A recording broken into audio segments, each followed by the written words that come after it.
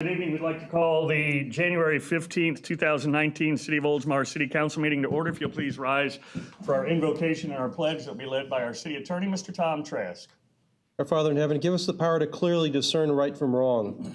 Allow our words and actions to be governed thereby and by the laws of this land. We ask for your inspiration to strive in our endeavors to serve the public. We also ask that you direct us so that above all things we will discharge our duties to the benefit of the people we serve. This we pray. Amen.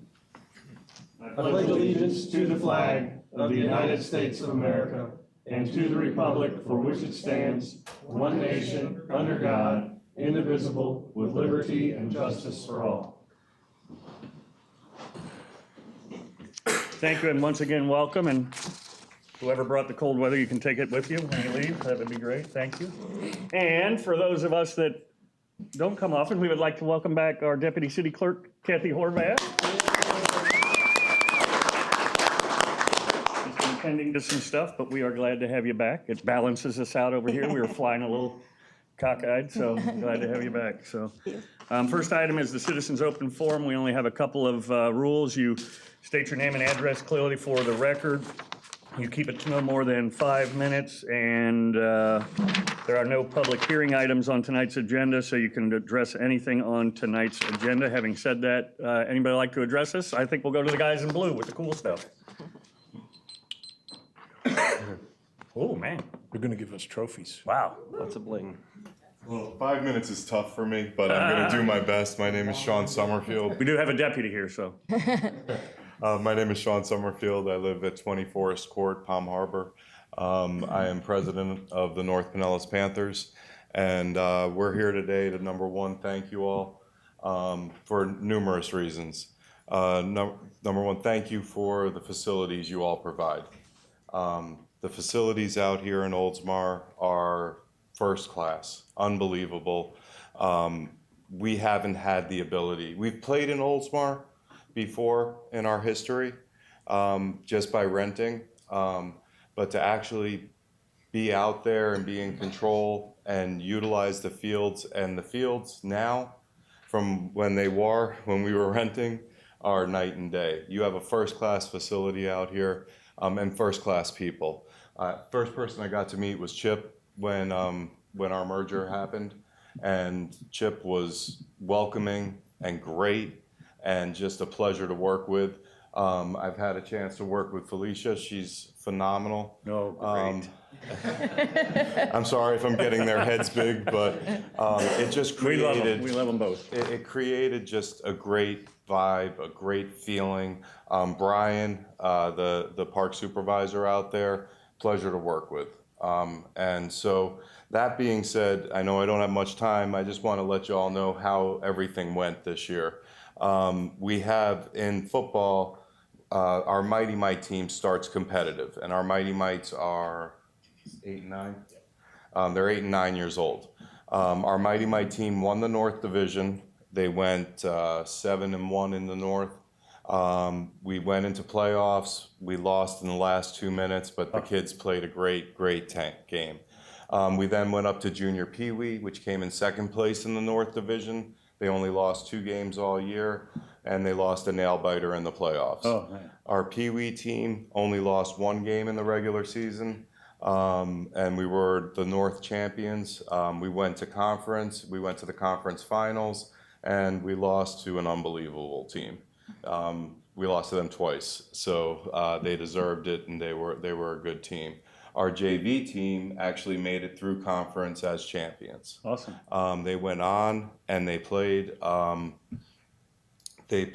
until the conference final, or up until the regional finals, and they lost to, again, a team that won the Super Bowl. But they did get invited to Disney's Wide World of Sports and played in 2 national championship bowl games. Wow. Against teams from California, and we went 1-1 and took home a nice plaque and a heck of a conference trophy. That's awesome. Right? Terrific. First time ever in Pop Warner, because on Pop Warner you do get to play at a national stage, and it's the first time ever that we've sent a team out to that national stage in football. Now on cheer, last year we took home 2 national championships. It was great. This year, there was a lot more competition out there. We were a little bit nervous. So out of our competitive cheer teams, we had our junior Pee Wee team took second in regionals, went to nationals, and took fifth in the nation. Our Pee Wee team took first in regionals, first in nationals. Awesome. And that's one of these. Nice.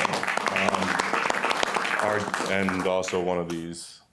Oh, yeah. Whole bunch of hardware that I didn't bring. And then our JV team, which is a bunch of girls that have been together for, my daughter's on that team since she was 5 years old.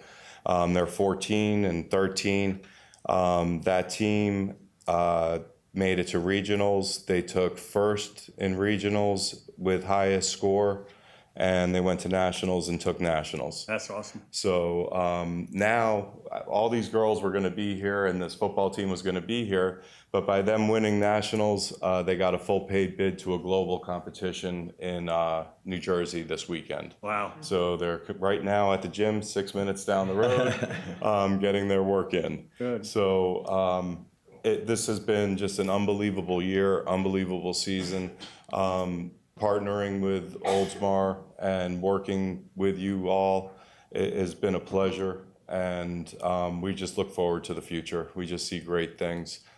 We feel like we're going to bring you a bunch of national champions down the road. So, And I think it's great, and thank you for the kind words about our staff. That really, especially in front of the council and our city manager, that's really important to us. And the second part of that is, and Al, can attest to this, the youth in our city is utmost important to us. And I thank you for what you guys do and commit to your time and the family's time to do that, because it's, whether they won or lost, it's a great experience and growth experience for them. And I can say that, I know it doesn't look like it, and you guys probably don't know this, but I was a cheerleading coach for the Town and Country Vikings. Yeah.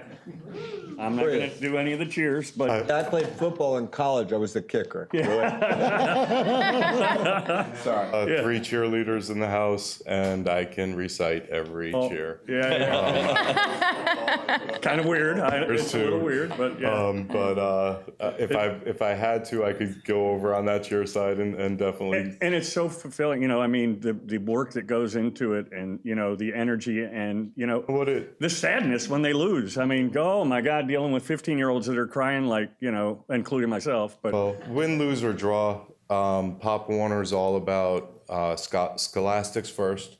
The Panthers have consistently put out over 30% of the Scholastic Award winners throughout all Pop Warner. yeah, So we get a lot of scholarship money out of it for our kids.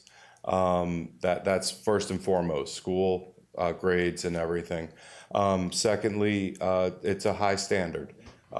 Kids are not allowed to get away with things. We hold them accountable.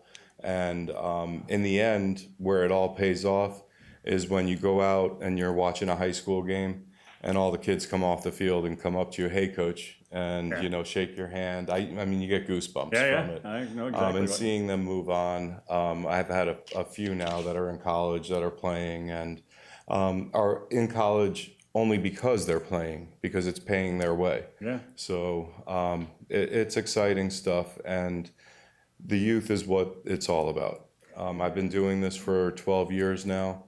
I've had 1 kid graduate from it, 2 actually graduate from it, 3 more to go. So I'm almost there. Yeah. But it's a privilege to be part of an organization that cares the way that this one does, works as hard as it does. We're up for Association of the Year and Foundation of Youth and Development for Pop Warner. So that's a proud moment for us. And mainly, it's not only because of the way we run things, but it's also because of the venue we put out. Yeah. So again, it's a partnership. It's not just one. It's all. It's great to hear. And it, you mentioned a couple of the people, but it's a collective effort between all of Absolutely. our parks people, and it all starts at the top, with great leadership. So you had something? Yes. I played semi-pro football with the Florida Panthers. Do we get shirts? Actually, yes. I will have, once I get all your sizes from Chip, I will have a shirt at your next council meeting. That's awesome. Yeah, thank you. And thanks for everything you do. And you don't realize how the impact you have, you know, because they can be a pain in the butt, you know, sometimes at practice and things like that. But I think the parents can be more of a pain in the they're butt than the worse. kids. I was going to say that, but you know, my daughter's grown with kids of her own now, and she's still friends with a lot of her cheer mates, and they still remember the impact that, you know, that this experience had. So, The you know, amazing thing with our cheer, and even our football too, but mainly on the cheer, the girls that age out, they come back and they junior coach, so they Yeah. get their hours for Bright Futures that way. Yeah. And then I even have some that, I mean, they're 20 years old, but they are here coaching. Yeah. And I have fathers that have been through the program and came back this year to coach. And, you know, with no kids in there. Yeah. Just because of a love of the game and a love of the kids. Yeah, So. that's awesome. So I don't know if anybody else has any No, comments. just thank you for what you do. Thanks for, God, that was Jerry's line. I didn't Wow. think about that. Too many years there, Jerry. You guys should get a picture with Chip and Felicia with your trophies and Yeah, stuff like that. yeah. I just want to say congratulations. Good job. Thank you for all you do. I don't know if we have a camera or not, do we? Oh, okay. Well, I can't be in the picture and take it. We should do it with everybody. Oh, yeah, we can do it. We'll just slide in, or, Yeah. We don't Yeah. want to block it. Now, come up, and then we'll just, everybody come out around, get together. You gotta stand for this one out. You can't hide from this one. I'm gonna let you guys get in there. All right. you don't want to get us sick? Go on in. Slide in on me. Yeah, We gotta get get in, close. get next to the dog. In here. You tall guys. Jeez. No. I'm staying there with the picture for legal concerns.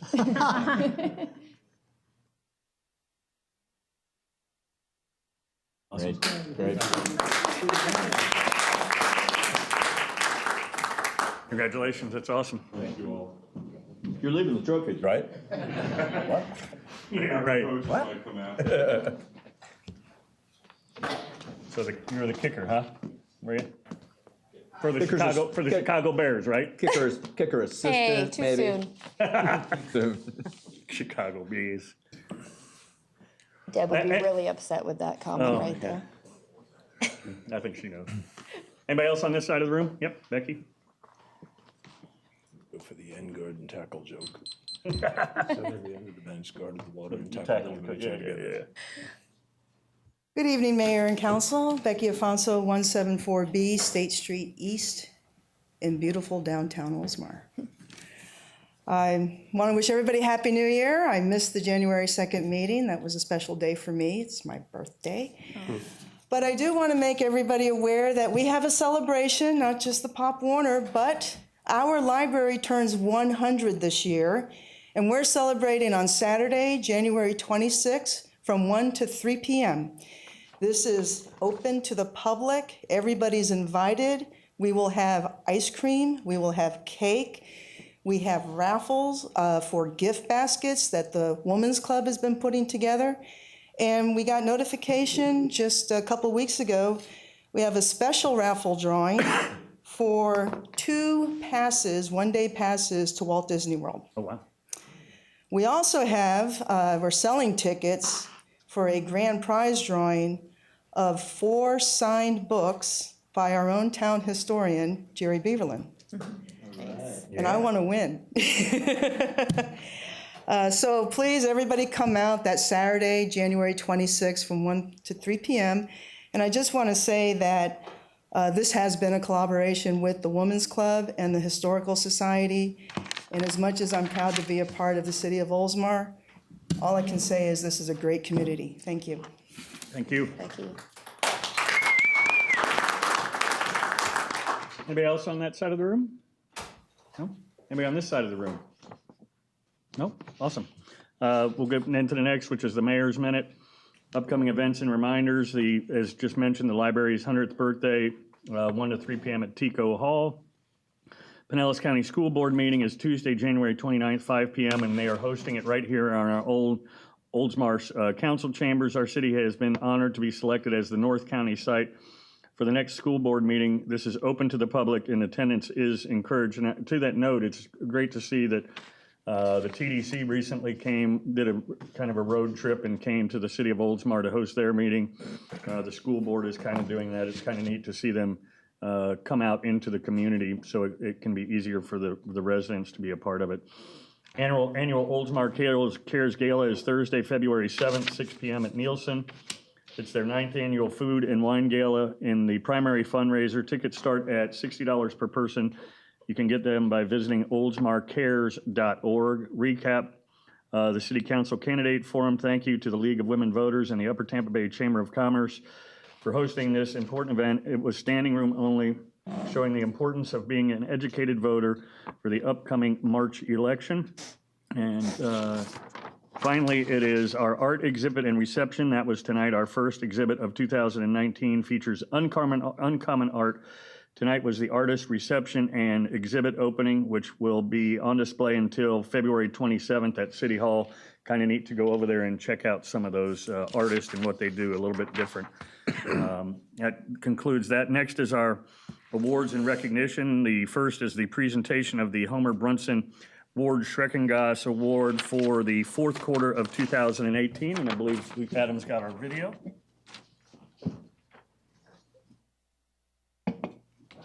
The Homer Brunson and Ward Schreckengoss Award was instituted in 1991, and what it was for, it was for one of our workers here in the city that was chosen by their peers to win the Ward Schreckengoss Homer Brunson Award. And what the award is, it serves two purposes. One, to recognize an outstanding worker here that works for the city of Oldsmar. And the other, what it serves is that Ward Schreckengoss and Homer Brunson were both council members here in the city of Oldsmar. Ward Schreckengoss served as mayor for 16 years. His last year on the council serving was 1970. I had the privilege of serving with him on his last year. And Homer Brunson served 11 years as a council member and 1 year as a mayor. And this serves two purposes: to honor Ward Schreckengoss and Homer Brunson, and to honor one of the incredible workers we have in the city of Oldsmar. And I would like to, at this time, ask our incredible worker. Former. No.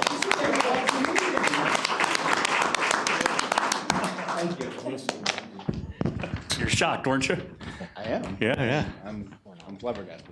That's what you are. His wife. You bring up your wife? No, it's my time. No, it's, We'll bring her up in a minute. She can, yeah. She's like, there's no check. Let me read you, and as the video said, this is something that your peers nominate you for, and we don't have anything to do with it. We really don't, and thank God, or he probably wouldn't have gotten the award. Yeah. Let me read what was written. Mike Hurley went far above and beyond his normal duties as GIS database analyst on the Laserfish migration project. Mike was responsible for spearheading the entire project. He worked with the IT administrator and director of administrative services on budgeting funds for the migration. He met with the Laserfish vendor, MCCI, almost a year in advance to plan out the scope of the project and keep in constant contact until the project was complete. This was more than a simple, let's copy all of our data to the cloud. First, the version on our server had to be upgraded. Then the data was migrated, records, repositories, and users were set up, permissions were assigned, the workflow process was added, and finally, the end users were trained. Mike worked on every step of this migration and saw it through until after a year's worth of work, we could finally say mission accomplished. And then he quit. Award. Is this check still good? Do you think? I hope so. We could change that. I have no money. This upgrade does more than move our digital records, 1.8 terabytes of Laserfish data, almost 1 million records, all our OCR'd and indexed and search storage to the cloud. It also provides for future integration with the Microsoft Office 365 programs like Outlook, Word, and SharePoint sites as well. This migration was a very important step in us becoming a connected city as directed by the council. Among the many benefits to our employees, anytime, anywhere access to our data using any device connected to the internet, access to the latest version of Laserfish, integration with Microsoft Office 365 Suite, Word, Excel, PowerPoint, and Outlook, 24/7 access to on-demand Laserfish training. There are also many benefits from an IT management standpoint, including Laserfish services, including server upgrades, patches, and backup managed by host. Browser-based access means no software to install for easy deployment to users. Users can access city records from anywhere using any device. Laserfish server accessible in emergency situations where an on-premise server would not be available. And lastly, 24/7 technical support from MCCI and the Laserfish cloud. So pretty cool. Did you write all this? God, my job was boring. No idea what I just said, but it sounded really cool. I'd like to say a couple of things about it. Yeah, yeah, go ahead. Just that, Oh, yeah.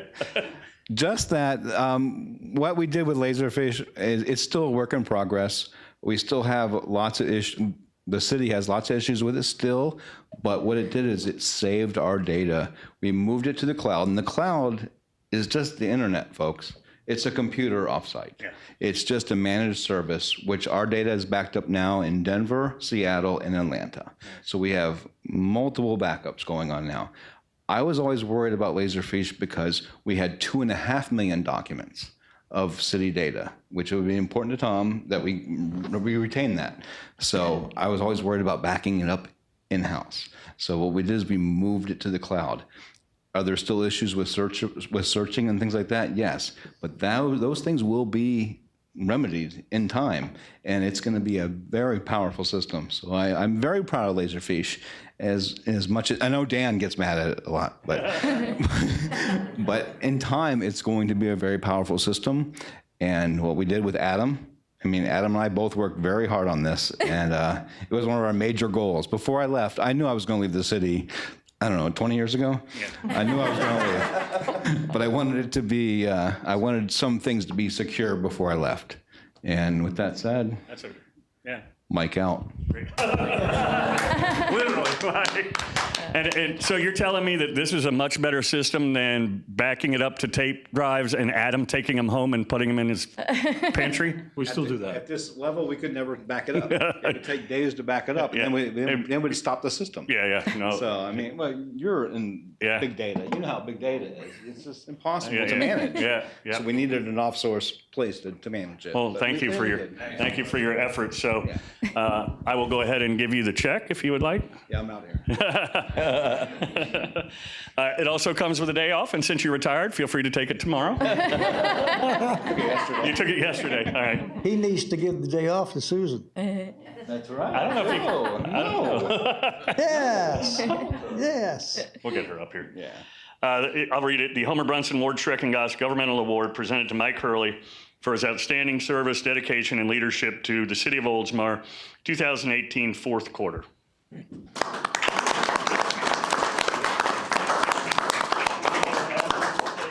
But I'm not really a talker. I know you're not, but I think Adam wants to say something.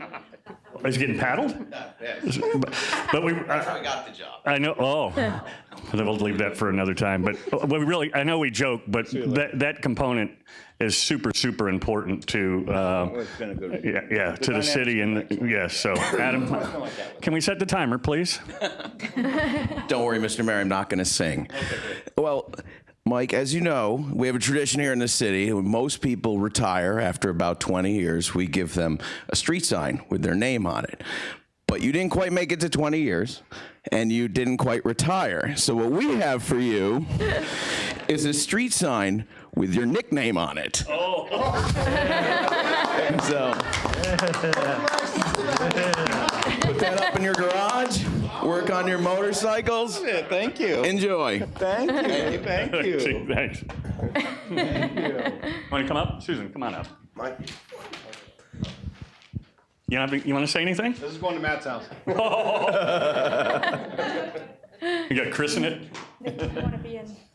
Yeah. Get in here. Oh, You know, hold your sign. yeah, hold the sign up. And the plaque? And the check?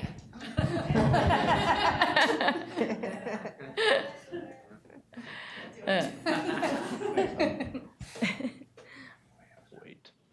I was going to give this. Awesome. That one? Oh, you doing one? One more.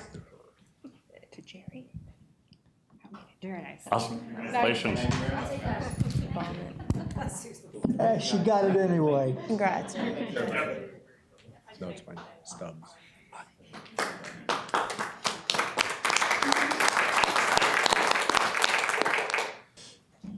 You probably got more important things to do now that you're retired, so, you know. See you later. I know where to find you. Our next item is the presentation of the Council Manager Award for January 2019, and Councilmember McGee. Thank you, Mayor.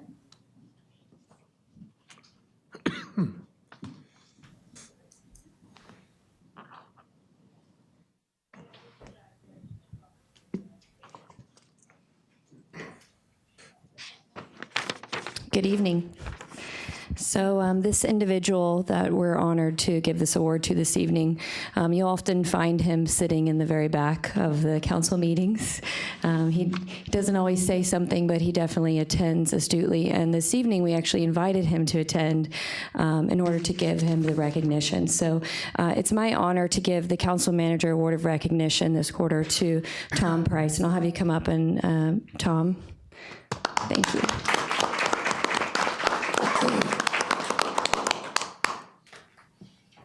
So Council Manager Award of Recognition presented to Tom Price, January 2019. Let me give that to you. And I'm going to read a little bit about Tom, so for any of you that don't know him. Tom was born in Charleston, West Virginia, into a large family with 4 brothers and 1 sister. At the age of 12, he began to work on a stern wheeler, P.A. Denny, where he worked his way up to captain. In that capacity, he was able to take Denny to the World's Fair in New Orleans in 1984. In 1986, it's a great year, by the way, he moved to Daytona Beach and began his career in the beer business, running a Miller Coors distribution. Coors then asked him to run a distributorship in Tampa in 1993, where he met his wife of 22 years, Catherine. Moving on from Coors, he began work for another distributor, J.J. Taylor. In 2001, he left J.J. Taylor to go into business for himself and open 2 liquor stores. After successfully building the liquor stores into a thriving business, he sold them and established the importing company, which imports German beer for wholesale throughout the Southeast. Tom and Catherine bought a home in Oldsmar in 2009 and plan on enjoying many happy years in the town, which they both love dearly. So although Tom is a very accomplished businessman and an Oldsmar resident, that's not why you're receiving the award tonight. When asked, what citizen we'd want to give the award to, you immediately came to mind because what this award represents is somebody that kind of goes above and beyond as a citizen here or a business in the city of Oldsmar. You're not just a normal resident. You believe in something and you make it come to fruition. And you came before this council, not sure how long ago that was, with your golf cart proposal over 2013, so many, many years ago, came in with a beautiful booklet bound that you handed out to all of us and presented your idea for how Oldsmar could become a golf cart community. And it was so well put together that I think immediately that night we all agreed, yes, we would love to have a golf cart community here in the downtown part of Oldsmar. And now, many years later, it's a thriving golf cart community. We just had a wonderful Christmas parade with, I think, over 40 golf carts. It was an awesome experience to be a part of. And I just wanted to let you know on behalf of the council how much we appreciate all that you do for the city and what you've done so far, how much you've transformed it just as an everyday citizen and your partnerships with the council and the city every day since. So thank you so much. If you'd like to say anything. Yep. I thought about this for the last few weeks to pinpoint why I like Oldsmar so much, what it means to me. The council, and Kathy, the citizens, the people, what we just did right there, I mean, that means a lot. I mean, we're serious. We're a city, we're a community, but we're also here to have a little bit of fun. So that's what means a lot. My wife, of 22 years, like I said, or like you said, she calls me a townie. She's like, you are the ultimate townie. Saturday mornings, you get up, you're on the golf cart. I come back home an hour later and she's like, what's going on? I'm like, you're not gonna believe what's going on, Dad. She's like, you are just a townie. So I figure after 22 years that the worst thing she calls me is a townie. I kind of got away with something. But anyway, I appreciate her. I love her to death. We love Oldsmar. I wouldn't live anywhere else in my life. I mean, I'll go out feet first because this is my town. But anyway, I truly appreciate that. And I'm very honored. Would you like your wife to come up for a picture too? Yeah, you got to do it in front of the seal so Deb doesn't yell at us. I think that's the first time I've heard the phrase townie. Townie. I like it. I like it. He's a. You're gonna hear it a lot more too. You're a townie.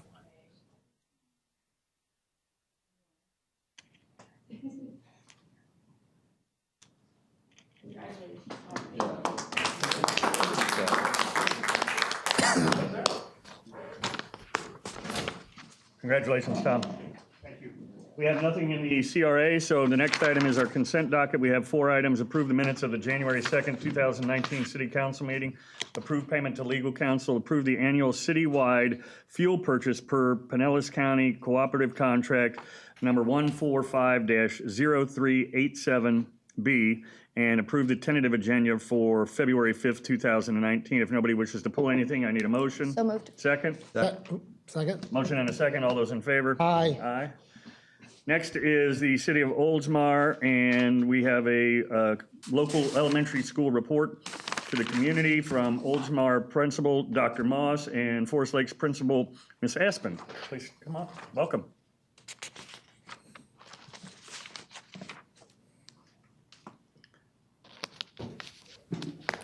All right, so this clicker will work, right, Felicia? Back and forth. I hope so.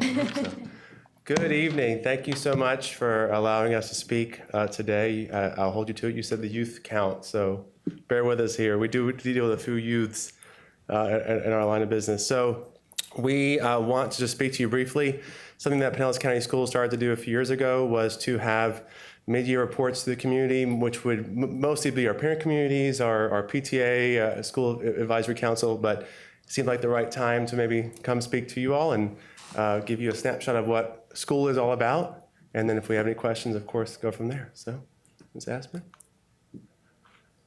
So we have like an outline for what we're going to present to you today, and we're going to go over teaching and learning, progress monitoring, school improvement plans, bridging the gap through extended learning, cultural arts, music and visual arts, family and community engagement, and special recognition and points of pride.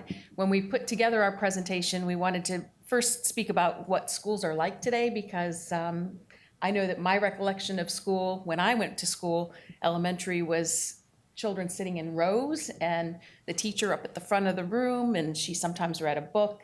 A lot of times she was talking and we were always listening and sometimes writing. It's very different today. A classroom looks a lot differently and it sounds differently than it did back when we went to school. There is more sound. There are, instead of sitting in rows, children are sitting together in groups so that they can collaborate.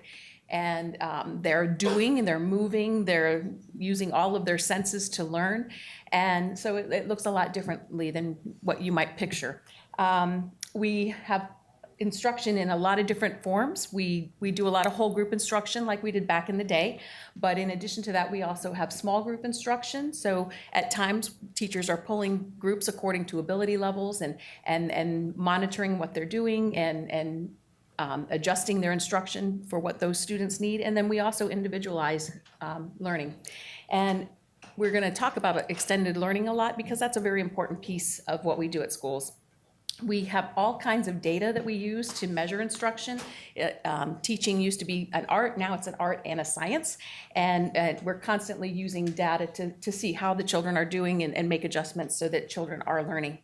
And Our instruction is based on standards, the Florida state standards, and so we have lots of assessments that we use to get the data to see how we're doing and continually evaluate what we're doing. And we use quizzes and things like we did back in the day, but we also have some, we do running records, and then recently, starting last year, we started using something we call MAP data. And MAP is a company, NWEA, and we just started using it last year, and we continue this year, and that data gives us very detailed information, drilling down to the very finest points of the standards, and it's norm-based, norm-referenced, so that we can compare how our students are doing compared to students across the district and across the state and across the nation. So that's been very valuable and useful to us. Our schools are constantly trying to achieve high levels and increase our proficiency. And we can go ahead and go to the next slide. Oh, you clicked it already. Yeah. Thank you. This is just a graphic to kind of show a continual loop of how we're functioning in the classrooms with the whole groups, small groups. We're continually assessing how the students are achieving and making adjustments along the way, either during the day or long-term, 6 weeks, continually using data and information to inform instruction. The next slide, I want to talk about our school improvement plans. It's a roadmap to our success. And a school improvement plan is very similar to your strategic plan. And our school improvement plans are aligned to our district strategic plan. And the elements contained in the school improvement plan are a review of school performance indicators, priority areas of growth, team member roles and responsibilities, which is basically an action planning, specific goals by academic content areas, and extended learning plan, which again, I said we'll refer to the extended learning plan a lot throughout this presentation. Extended learning plan basically is a program that we use across the district and definitely in both of our schools. And what it is it's based on research that a piece of what we need to do is to close achievement gaps. We call it bridging the gap, and that's closing the achievement gaps between all of the subgroups. And that is really an important piece of what we're doing in Pinellas County schools and definitely in our schools as well. And in order to do that, you have your high-level children who are achieving at a certain level. If we give them all the same thing, they continue to improve, but that gap never closes. So in order to close the achievement gap, the research tells us that we either need to extend the school day, which we do before and after school in our extended learning program, or also in our summer bridge program during the summer, we extend the school day for students over the summer. The other way that we can start to close that achievement gap is to intensify instruction during the school day. So extended learning happens before school, after school, and during the school day. And to intensify instruction during the school day, what we do is we have smaller groups for instruction, and that intensifies instruction. At Forest Lakes, this is just, and when we put this together, we wanted to let you know that we all follow a district plan, but then our schools are also, we have differences. Each school has its own unique flavor. So we want to show you kind of what we're doing at each school and also within the district. So at Forest Lakes Elementary, we have 3 priorities, and those priorities are student-centered learning with rigor, formative assessment, planning to close the achievement gap using data. So those are our we call them our big rocks. Another unique thing to Forest Lakes Elementary School is at Forest Lakes we have self-contained ESE units. At Forest Lakes we have students who are on the autism spectrum disorder. They have autism. They are on that spectrum, and they're in self-contained classes in our classroom, and they have severe needs, and it's challenging to help them to achieve at high levels. So one of our initiatives this year is we are the first school in North County to fully include one of those units. We've included our 4th and 5th grade students into the regular gen ed, and so far it's going very well. It's been challenging, but it's going very well. To that, I'd like to say, God bless those teachers. We mean business there, and that's a special kind of teacher to have the patience to deal with those kids, but yet provide them an education. Absolutely. As well. So hats off to them. And before we move into some of the extended learning pieces that we are very proud of, just a quick snippet as far as our school improvement plan. Realize these are 18 or 25-page documents. They're public documents. You can go to a website, right? For all schools, I think that, and it's easily tabbed. But as far as the big priorities internally in the school system, they call it the big rocks that we're working on. At Oldsmar for this year, it's differentiating how we instruct students, looking at the standards, but then making it fit for each child. So, we know this student here or these group of students here, but based on the standards, whether that's literacy, math, science, how do we group, how do we regroup, and really getting teachers to wrap their head around that idea of differentiating instruction. So it's not one size fits all. Also, this idea of student-centered and student-centered instruction so that the kids are doing the heavy lift. It's not just teachers, speaking at rows. I've heard as kind of spray and pray, and just really having the kids do the work. And having that planning be such that the students are doing the work and having fun and not know that they're, oh, wait, by the way, I'm learning. And so rigor is not just making it harder, it's making it relevant. It's making it, something that the students really enjoy and engage with. And then we've been talking a lot for the last few years, actually, about culturally relevant teaching, talking about it across Pinellas County schools. And of course, demographics here are different than demographics in other places, but everywhere has kids from all walks of life and all backgrounds. And so cultural relevance does not mean any one thing, it means many things. But there are some basic premises like getting kids moving, using movement, using music, really monitoring students, teaching students the intricacies of language, and again, connecting with that relevance to the students' lives. It means lots of things, and it's everything. It's the lunch pals. It's mentors. I'm looking right here, coming to schools and connecting with kids, and so kids feel grounded and feel belonging in the school. So we've been talking about that for a few years, and it's in our plan. We'll get to it in a little bit, but another piece of that is restorative practices, which is a way to teach students that empathy, that social emotional learning piece. And for us, I'm not going to lie, we're looking to maintain our standings. We're a school of excellence at Oldsmar, which meant that we were able to rise in the Florida point system into the 82nd percentile, which was great.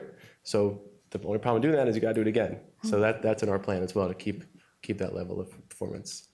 ELP for Forest Lakes. So we wanted to highlight some of, I keep saying extended learning, we also call it ELP. We have lots of acronyms in education.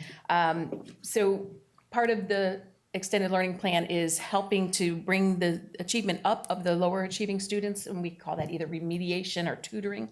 And so we have intervention opportunities at our school. We have 19 different groups who meet either before or after school, and they focus on specific areas of math or reading or science.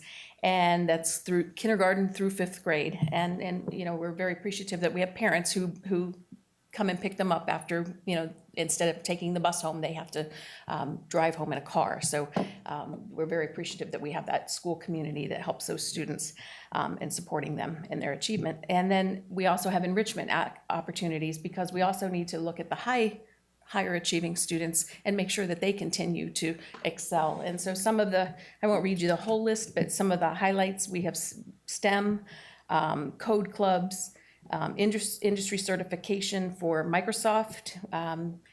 We have Chinese, Spanish, Bricks for Kids, Drama Club. So a lot of things that help keep children engaged in learning and promote higher levels of learning. What is Bricks for Kids? It's like a Lego program that has a STEM base, so Oh, that they're focusing, and STEM is science, technology, engineering, and math. You can go. There you go. Come on. Don't listen to him, he's just standing over there doing the whole say and spray. Our mayor does. You'll see some similarities with Oldsmar Elementary's ELP in enrichment and tutoring as well, and some differences. The IC3 Spark was something that last year, our two schools were 2 of only 10 that actually piloted in Pinellas County. It's a certification that actually was formerly only as low as the middle school grades, where students actually go through a computing background and actually get a certification they can put on a resume. It was a high school kind of thing that trickled into a middle school thing, well, now we have 5th graders doing it. Okay. And we started with 10 kids. We had 2 IC3 dropouts last year, but it's okay. But 7 did pass it. We're going 12 strong this year. So, it takes a lot, and kids are staying after. And so we expect 10 plus this year. And there were some schools where Chasen had 25 kids. It's a building block. It's a building block and a student investing in their future. STEM academies, we're very proud of, at Oldsmar, we've been really trying to expand that mindset of whole child, arts, music, athletics, fitness, all of that, but also STEM as well. When I arrived in 2016, there was a 4th and 5th grade STEM academy, and then we extended last year, 2nd and 3rd grade added on as well. That is funded through a grant through the school system. Obviously, the trendsetter is Forest Lakes. They've been to, I think, the nationals and the worlds, whatever you call it. But we started a team a couple years ago. We do all right. Coding club as well, and then the National Elementary Honor Society. This is our 3rd year of having a chapter, and last year, proud to say that we actually that group led by Miss Bridget Behrman, Kayla Dux, and Shannon Munson and Jessica Putnam actually earned a National Service Award for a supply drive based around Hurricane Maria and sending those supplies to Puerto Rico. Also, lots of tutoring happening, spans the grades when you consider during the day and after school. But I think at both schools, you'd find that if school dismisses 2:45, you drive by 3:45 on the right on Buckingham, you'll see it looks like school is still dismissing. There's many students that stay and really put their all into it. And I think that's a difference maker for us with how we've been able to excel. What do we have next? Okay, restorative practices. Here's a couple images here. That is, at the bottom right, Steve Turner getting our kids to dance really silly a couple weeks ago, on December 7th. But an initiative that was brought to our school system 2 years ago, which is really simple but profound. It's just learning how to, as educators, to show empathy, to teach students to show empathy, to not focus on bad and good, or focusing on those who do bad, but focusing on the lens on as well, how about the one who's harmed, and teaching kids to know the consequences of their choices. So there's components to it which have to do with just learning, and there's a lot of staff training. So we're actually both trained trainers, brought this to our staff. We spent quite a bit of time last summer, I think it was, in alternating days as we ran Summer Bridge, and we would go off 3-4 days to do this. But so we led full staff trainings. That of course trickles to the students. There are questions you ask students, and geared towards getting, like I said, kids to understand their actions better. It's about relationship building, and it's about social emotional learning. So we started off with the academic piece, of course. We all play that numbers game. We want to be A schools and A and B schools, and we have been for, I mean, that's just the history of this part of the county. But this is something we're excited about because we're teaching not only the students to build that social emotional learning, but we're teaching educators to think with their hearts more. Not that we don't, but what you focus on, you get good at. And so this encompasses, there's some pictures of circles where students are being led by the teacher just to have a moment, just to speak to one another as humans and just circle up. And there's this power of circle, which we had these analogies that came from Native Americans and all these, again, we can train you if you want to. We'll bring it to you sometime. Not tonight, though. But these connecting activities. And then we had, we're a little bit fortunate because Steve Turner and Giving Tree Music, his son goes to our school. So he brought us this probably $500 package for free. In our 5th grade, he brings, I don't know if you know him, but he brings a whole truckload of drums. And it was a connecting activity for the whole 5th grade, which was awesome. So again, if any questions about that, certainly we can circle back to that. But restorative practices is a piece of us bridging the gap. It is a piece of us extending the learning and bringing that cultural relevance to our schools. Ms. Aspen? Cultural arts highlights. Our students have many performance opportunities, and we both of our schools have 4th and 5th grade chorus, which is an extra music class. All students in elementary schools have music 1 day a week and art 1 day a week, but chorus is in addition to that curriculum for those 4th and 5th grade students. We alternate participating in the Oldsmar tree lighting.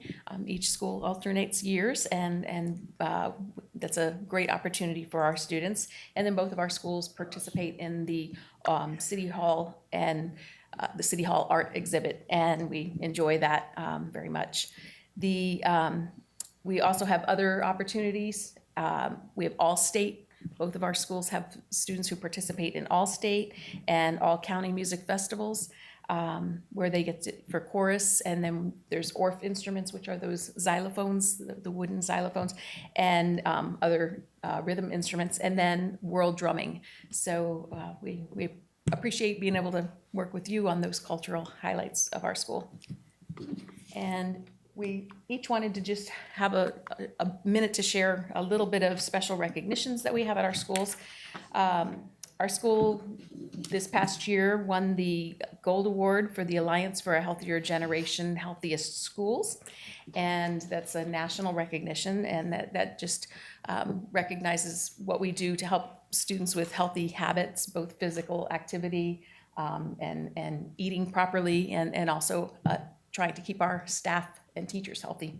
Odyssey of the Mind, as Dr. Moss mentioned, we have participated for a couple years now, and we 2 different years, 2016 and 17, we received first place for the region, Buccaneer Bay region, and then we received second place for both of those years at the state level, and then from there you move on to what they call the Worlds. One year it was in Iowa, and I'm not positive what the other place it was, but we received 23rd place in 2017 and 20th place in 2016. So that was a great opportunity for our students. We participate in a Mighty Mew math competition, and we each year win second place, first place. We get some top awards, yes. And our gifted math meet, actually, I realize now that I printed it this larger so that I was struggling with small print. I printed myself a big one, but wasn't using it.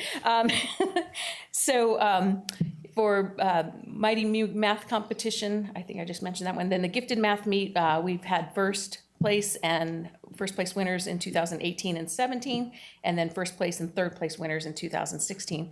And then we've recently started to participate in the primary creativity Olympics, where we came in first place in 2018, and we received a Spirit Award in 2018.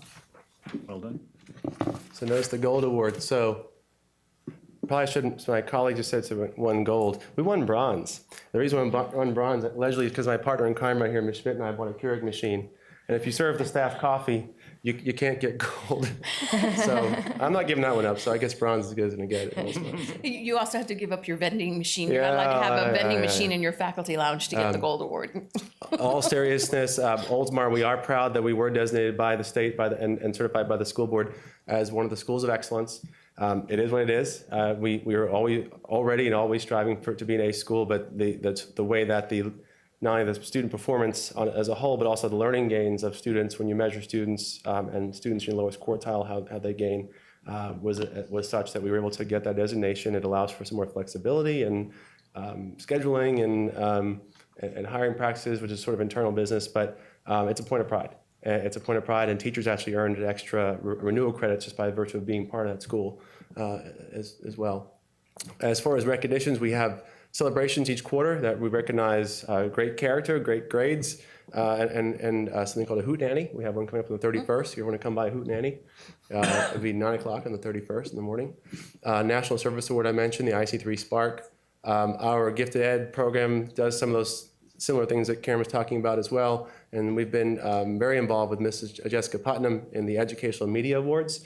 There are a few schools that just have some tech geeks that love it, and our kids make these kid-produced videos, and they're a lot of fun. And then there's a media room of some kind in SPC, and they bring all these schools together. And 2 out of the last 3 years, we actually won a Best in Show regionally and went on to Orlando. Employee recognition, we have, you do as well, we can circle back, but ours, Kayla Endux, whose husband works for the city, she's our Teacher of the Year, and she'll be one of the 122 Teacher of the Years recognized on the 28th is the Evening of Excellence down at Mahaffey Theater, and so that'll be a lot of fun. Kind of a Academy Awards for teachers is how it's being billed. Who's yours this year, your teacher? Karen Smith is our gifted teacher, and Nice. She's our Teacher of the Year this year. And that last one, this was decided before the agenda tonight. This is not contingent on tonight's agenda, I promise.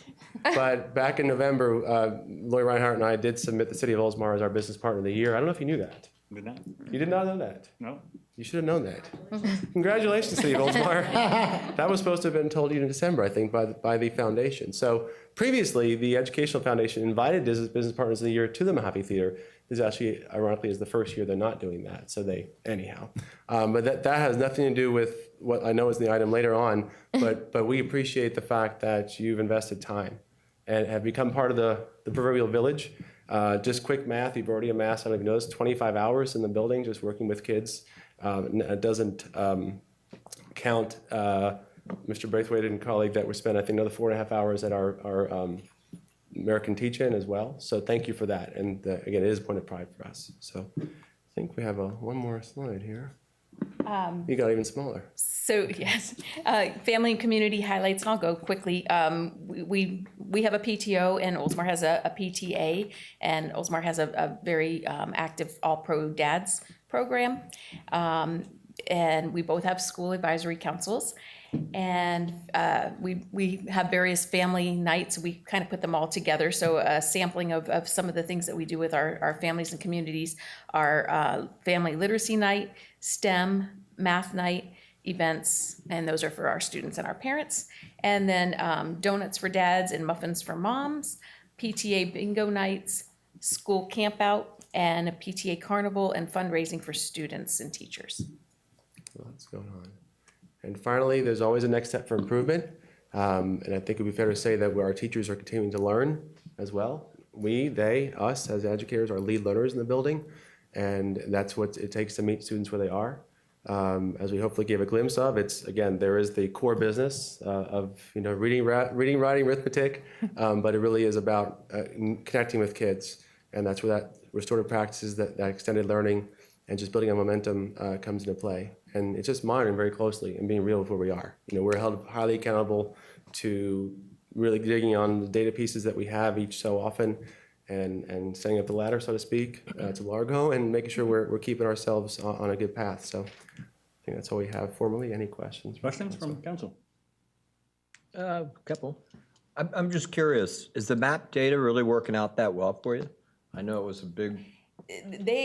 Our district is studying that data as we got the data in last year. It actually has a component which helps to predict how they will perform on FSA, and it comes very close. I'm not a data expert, but I believe they say it's like plus or minus 3 points of predicting what they will score, and Wow. we're finding that it's very helpful, useful information. How many students do you have in the ELP? We have about 215 total students that are in something.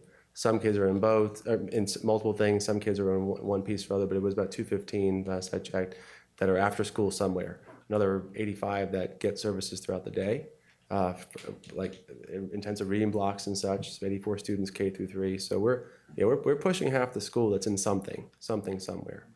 And I would say our numbers are similar to that. Are there? I have a quick question. You mentioned after school, the students stay over maybe an hour and the parents have to come pick them up. Do you have any type of carpooling? Because when I drive by, I notice there's a lot of cars and they're all backed up. I mean, is that an option? I was just curious. We have not done anything to promote carpooling. Some parents do it automatically. They help each other, but for the most part, it works pretty well. Ours are, I don't know about yours, but ours are staggered. The days are staggered across the week, and so it's working out pretty well. And then the last thing you mentioned, the autism, and I think that's really important. I have my grandson, my oldest grandson has a little bit of it, and I noticed he's in that special class, and because of that, he has improved so much that I see him coming out of it, and I just want to thank you for doing that. It means so much. That means a lot for me to hear that. Thank you. So I know you're going to sort of have a formal proposal for us here in a minute, but outside of what you're going to present or ask for, what do you see the biggest needs are that may not be met by what you're going to request from us this evening? Is there other things that are top of mind for your schools that you really need?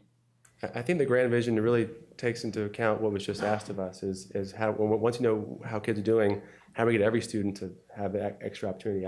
Dr. Grego visited me and asked me the same question. I said, what do you need? And I said, longer day, sir. The problem with that is it's so many dollars. It's every teacher across 122 schools. And so there are pieces which are transportation related. There are pieces which are resource related. And there is getting the word out. And so in a perfect world, I'd have a satellite bus that ran, we would have had buses for Summer Bridge. We would have had to figure out which side of the road, Tampa Road, has to be crossed. I mean, but it gets cost prohibitive to a point.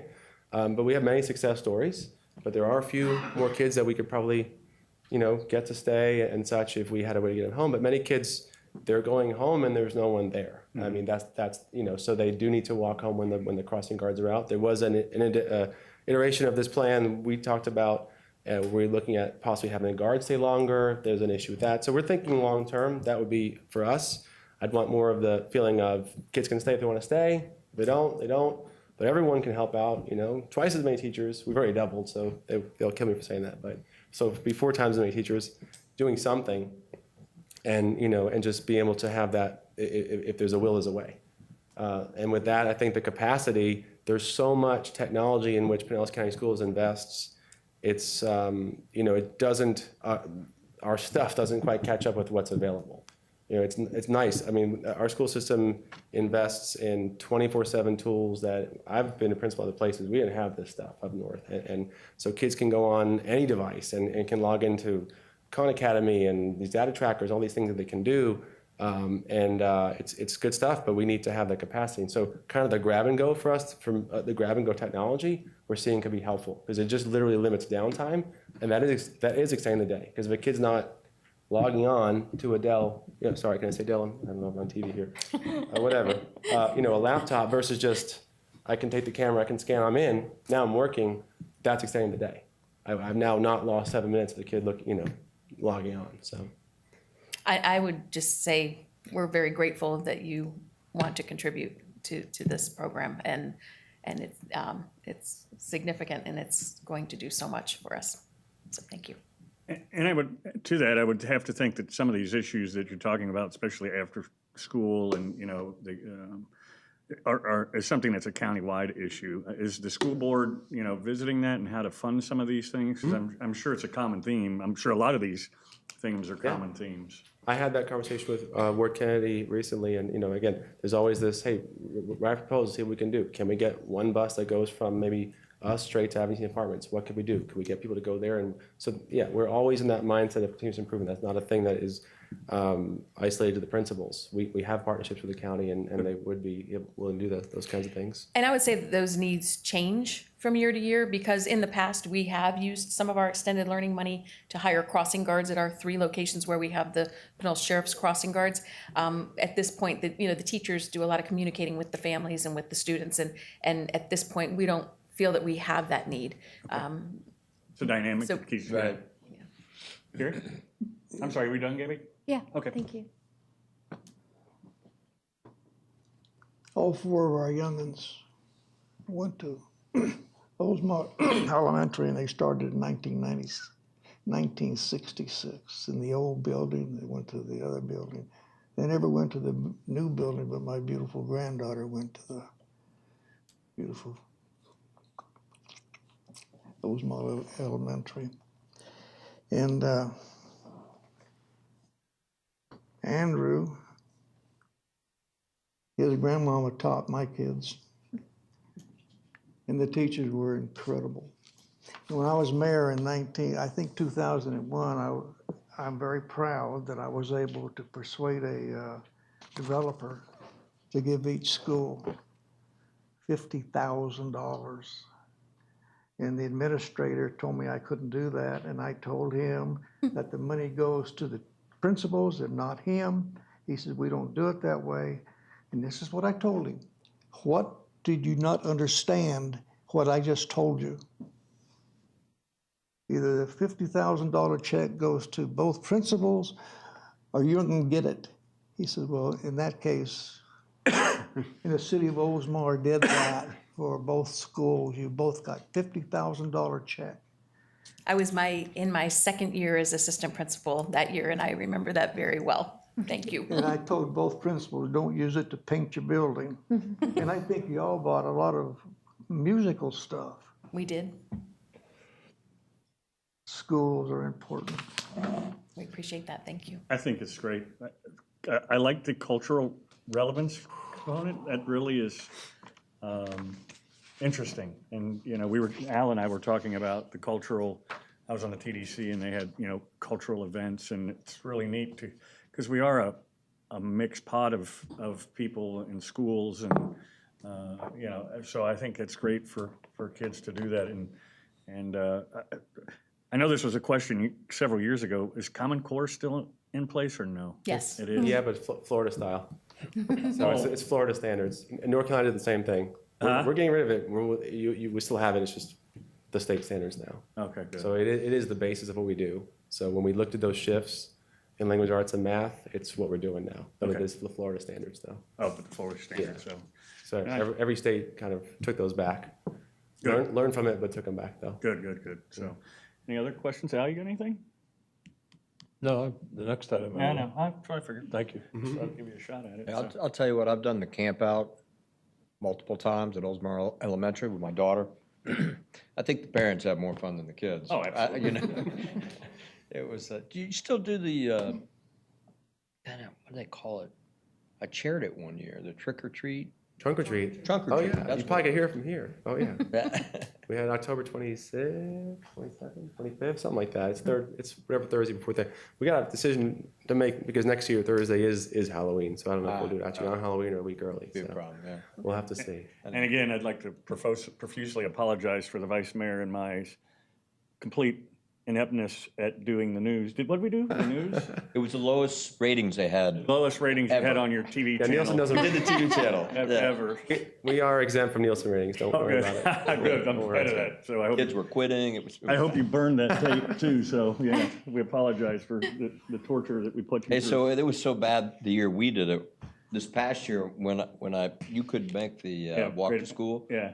No, we're not having you do that, Yeah, Mr. yeah, Vice Mayor. yeah. Not yet. The studio's under construction, I think they said, something like that. Well, so. if you're not wanted over there, I think Forest Lakes would love to have you on There our you news go. program. Oh, my. Well, I did have I'm a feeling a timing. little left out and jealous. I do, yeah. Is there some competitiveness between the two schools? None. No, there's no competitives in public schools We at all. compete with Why did ourselves. she just kick you? All-star healthy. schools don't have to compete with each I don't other. know, I'm just kidding. Always are. I think mean, you complement each other as well as be competitive, so I think that's good. And if we didn't, when we arrive at our meetings in Largo twice a month, there's always data put right in front of us, and there's every school. The competition is built in. It is. It's part of what we do. It keeps us. good. I think it's good. I mean, I say that seriously. I think pride. I think it's great for the teachers. It's great for, competition is healthy. And it comes down to, it's something that I think each of us have our own version of this, but when it comes to a child, the saying is, so when is enough enough? And it's never. Never. Never. So, you've got to be tenacious. The work's never done. It's exhausting and it's exhilarating all at once, but we do what we do because we love the kids and the teachers and, so, yeah, we keep competitive, I think, because we have to. Good. To keep strong, so. But then you're collectively competitive against the rest of the county, right? Absolutely. For Oldsmar. See, that's what's important, so. Do a lot of I'm just curious, this probably goes to our next agenda item, though. Well, you know what, I'll wait till we get to it. Never mind. Any other questions? If not, we got something to do. You guys probably gonna hang around a little bit, right? Stay for a few minutes anyhow. All right, thank you very much. Thank you. Thank you. We appreciate the opportunity. Next to the attorney. Right, Thank you, Mr. City Manager. Thank you, Mayor. Item 8 is consider a donation of $9,638.17 to Oldsmar Elementary School and $10,000 to Forest Lakes Elementary School to assist in the provision of the extended learning programs. As opposed to reading you the background, since their presentation I thought was excellent about all of the things they do, just we're focused on extended learning program, and I wanted to give you just a tiny bit of history of how we got to this recommendation. As Dr. Moss mentioned, many of our employees participate in the Lunch Pals program, which is a mentoring program for selected students. We participate in both Oldsmar Elementary and Forest Lakes. You and I know some of the other council members have participated in the Great American Teach-In. We did the walk-in with the schools. You got stuck getting there an hour early. Thanks, Mayor. That went at the wrong time. So we're very proud of what our elementary schools accomplish and what they're all about. And it was the training, we all received training, which is mandatory for the Lunch Pals program. And in the training, some of the stats we heard were very disheartening about obstacles that, are essentially economic that a lot of the kids go through. So Felicia and I decided to go meet with both principals. I didn't get the honor of meeting with Ms. Aspen, but Felicia did. Both of us met with Dr. Moss. And we just went in there and kind of said, when we heard what we heard, what do you need?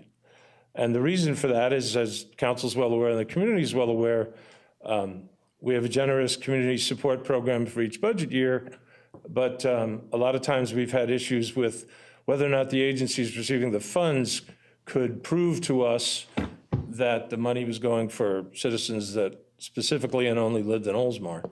So when we were speaking to both principals, we just got this great feeling, and Felicia can weigh in if she feels it's appropriate to, that we just thought, what a great way to contribute to what they're trying to do.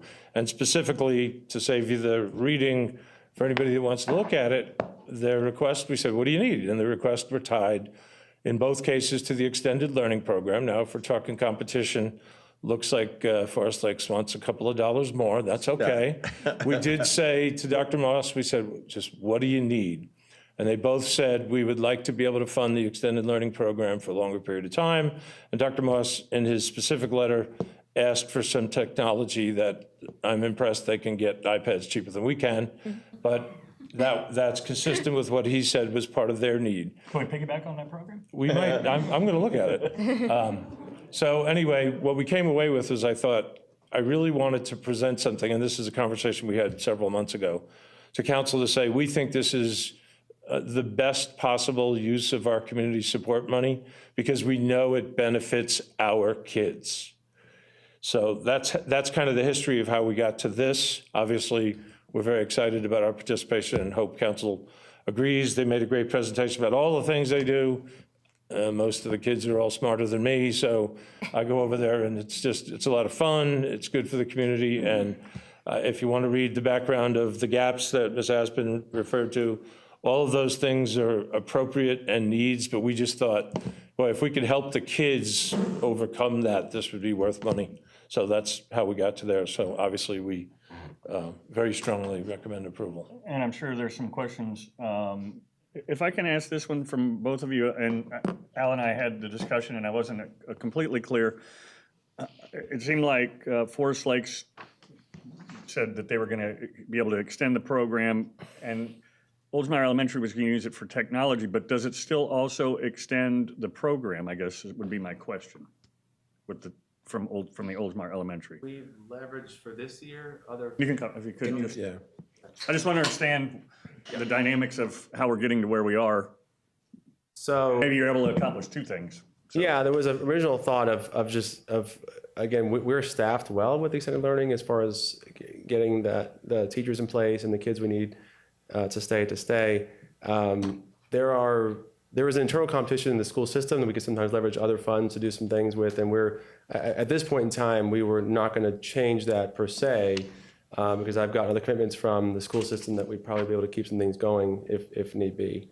Meaning how many weeks we can do it. You just figure out how many people are staying, they get paid hourly wage to stay after and that kind of thing. But it's looking at the capacity of the program. When I started having more and more kids stay, I was noticing, well, what are these kids going to be doing? And so I was looking at the idea of extending the engagement of the students and extending the quality of the intervention that's happening during the day. And so again, it was one or the other. And so ultimately it seemed like this would fit in well with a vision we have of ultimately putting 4 iPads in every classroom in the school and allowing everyone that access, that equity of access, because that's not something that every student has. And the students who are in need of intervention are the very students who oftentimes live in tougher economic situations and have situations where they can't. So it sort of all blends together. Okay. So for this current budget, we will be okay. Again, if it was a blank check, just saying, all things equal, if it was a blank check, sure. Extend it then, right? Yeah, we will be able to extend and. Yes. Okay. And absolutely, you will be able to as well. It allows us flexibility to do that. Yeah. Okay. Yes. And I know there's everything's different. There's different pots of money that you try and do different things with, and so okay. I just wanted to make sure that it does extend it, because I think that's an important component of that ELP program. So any Yes. questions of Al or any of the principals? Yeah, Al, which school do you tutor over at? Oldsmar Elementary. Ah. The Owls. I Go got Owls. it. I got it. That's why Forest Lake's got more money, because Felicia's over there, huh? Dynamo. over there. If you would like to round that number up, we're happy to do that. Not a chance. Pick 'em They up. have competition too, okay? Let's just. Yeah. For 30 iPads, I think, at Do the you, time, so. do you know how often in other cities? Sir, I'm sorry? Do you know how often in other cities that cities actually take an active role? I know our city has a long history of it. I remember years ago when Kathleen Schmidt came to the council, and we started busing kids because they were being put in a dangerous situation. And We paid for it for 3 years. yeah, and so, but is it a common place where other cities get involved? I know we take like a great sense of pride in it, and just curious. Yeah, I don't know I don't have the numbers. I know St. Pete's involved with a lot of the schools, and we have situations in schools who are in many instances dire need of change there. So, but I wouldn't know. All specifically, you but I would care say about this- is that Oldsmar does. Yeah. Well, Oldsmar does. So that's And good. I've heard Yeah. the same, I've heard some things about St. Petersburg, but Yeah. I have not. But there's a lot of other cities we do that.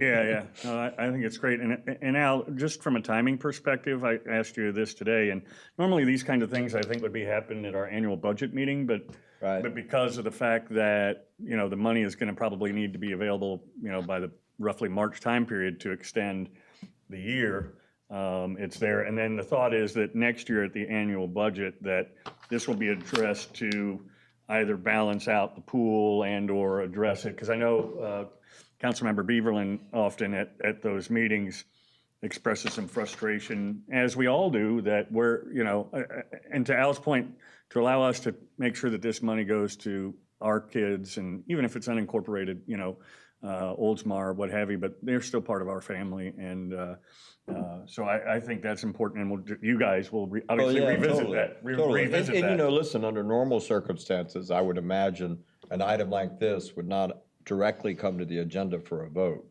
Because the normal process is. The capital budget. It gets put I on, mean, well, even when a need comes up, when it's not as time sensitive, it gets put on the agenda for a discussion. Right. That this is coming back to you for a vote. But I can see where, from a timing standpoint, A vote on this tonight, Al? Yeah, I just wanted to make sure everybody had. Make a asked their- motion to approve staff's recommendation as presented. I'll second that. Let me have a Absolutely. motion in a second. I just want to make sure everybody asked their questions that they needed to. Well, when it comes to the budget time, I'm gonna do the same thing I've done at every budget time. Well, I You mean, I give think- money to what, that you can prove it's here and not somewhere else. And I mean, I think there's still some viability in what Maddie Williams does. with I the- don't think so. Okay, anyway. Don't they? But We don't want to talk about they that. also provide funding for lunches and weekend programs, some about Maddie Williams. We actually have a program on our campus that we've had some version of that for the last several years before I got there. When I arrived, it was a 4th and 5th grade after school homework club. We turned that into a 1st grade after school at-risk youth tutoring homework kind of wraparound. So we have 14 first graders who stay after school with a lead teacher and an assistant. The assistant actually is an alumnus of our school, and they're doing a good job with that. And so every first grade class we have gets to send 3 students to stay after school, and it's still 5 o'clock. And they do feed them the same meal that the YMCA gets, the hot meal the YMCA gets. So, I mean, we see something tangible. And so first grade was that, kindergarten's kind of young for after school, but first grade was kind of that gap year of just getting kids really into that rigor of school. And so beyond the ELP budget per se, beyond the STEM Academy, there's this chunk of money that we each get to budget out.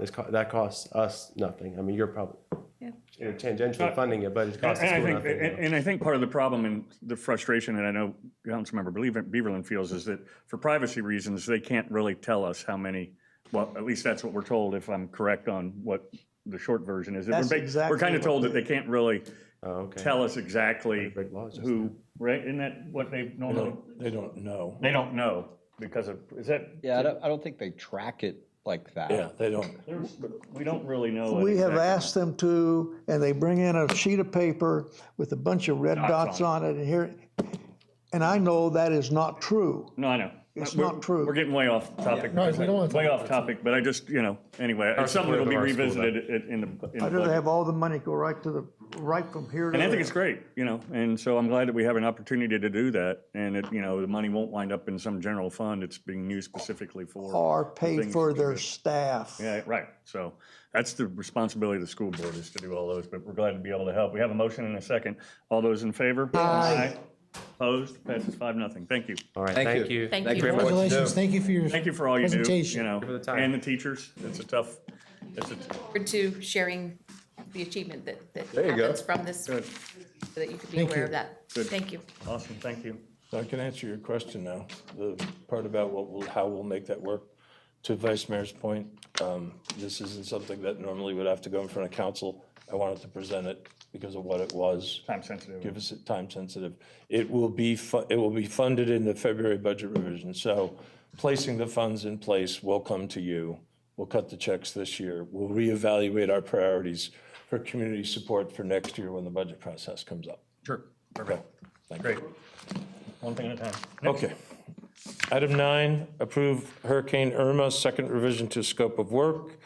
The recommended motion is to approve the second amendment to the scope of work for modification number Z0439-01 for Hurricane Irma, federal and state reimbursement for expenses incurred during the response.